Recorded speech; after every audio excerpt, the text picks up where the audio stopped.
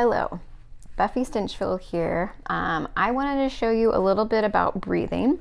It's really kind of the foundation for the whole core muscle system. Breathing gets a bad rap. We think about it we get told that we need to take really deep breaths, and a lot of us in our head are so busy that we're thinking, well, yeah, I breathe, I'm alive, I've done a good job so far, haven't I? But when I say breathing, and oftentimes when like a yoga instructor says breathing, we mean a whole other type of breathing. So I want to talk about that here.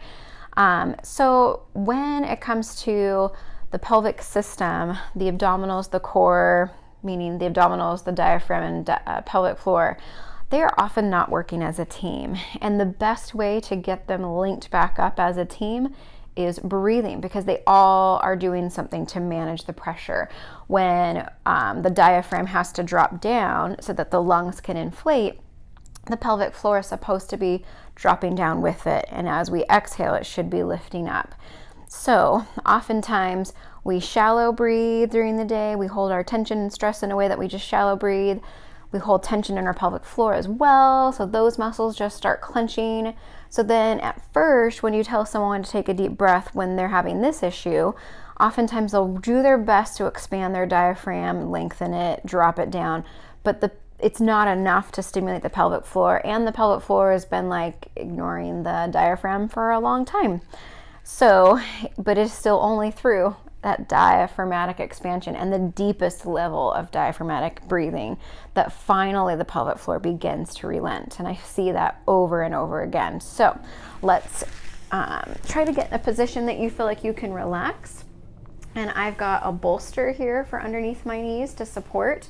If you've got pelvic floor tension, you for sure need your knees apart and supported, and they should feel like the inner thigh muscles aren't having to work.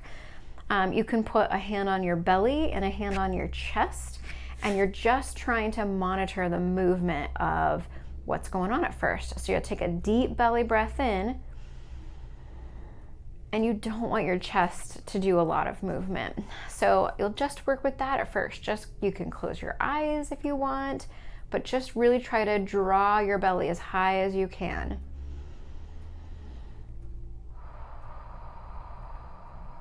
And of course, it's not crazy movement. When you're in different positions, your belly will do different things. Right now, it has to move against gravity. So let's do that a couple more times. Now, the second way you can cue, a lot of times people have long ago stop moving their rib cage. So if you get your hands on your ribs, try to give your ribs some cues as to what they should do, if they should be involved in this whole breathing business. So you press them in, but not too hard, but enough that you get that sensation like, okay, I can press my ribs against my hands. So you take another deep breath,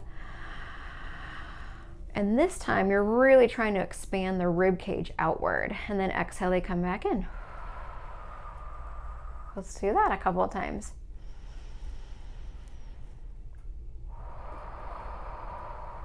So notice my belly is not moving as much, and that's okay. We're just waking this diaphragm up.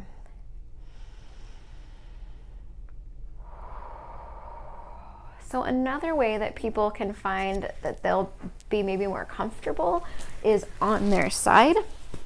So you can take that pillow and put it under your top knee, and you can monitor your stomach here. And you just can let it feel like you want your stomach to just drop now. So you'll take a breath in and then exhale. My belly has been stretched out 3 times, so it is very happy to expand and stretch out. And with the aid of gravity now, I feel like I can do that better. So you expand. So for anyone with pelvic tension, this is what you want to do. You want to find that position where you're really comfortable and supported, and hopefully no kids running around. And you want to take some nice deep breaths and really challenge yourself to expand either your rib cage or your belly. And there's different ways to breathe. It really is a 360 thing. So try that maybe about 5 to 10 times on your back, legs supported. Try it on your side. Knee pillow works really well too. You can even do hands and knees, and I'll get to that in a different video. But for now, try those 2 things. Focus on relaxation, up to 10, not too much time, and just try to fit that into maybe your morning and nighttime routine. And I hope you guys have a good day.